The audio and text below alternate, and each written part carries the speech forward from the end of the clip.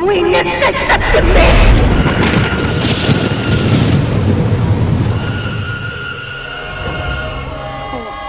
သမီးက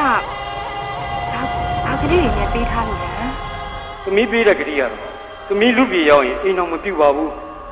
သာသနာပြုကြလို့ပါကလေးတွေပေးထားတယ်အဲ့ဒါကိုသမီးမမင်းလျောက်ပါအဖသွားတော့မှာ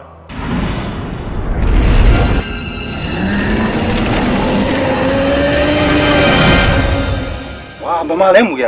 အမေအိမ်မက်ဖြစ်ပါ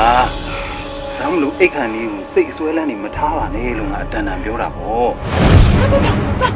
你跟他们看见了？那我们可以呢？那我们干嘛呢？你们你俩，你看俺都地完了，每年带他们说的，俺都完了，你们谁他们还有谁他们？地完了，俺你们可以我们谁家的？你那地完了，我爸妈比较变谁小？你是蛮俺细腻的，不都个爸妈嘛比我这样？အဲ့ဒါဆိုရင်ငါလည်းသူ့ချီကငါလိုချင်တာမရဆောင်ပြန်ယူပြမယ်喂！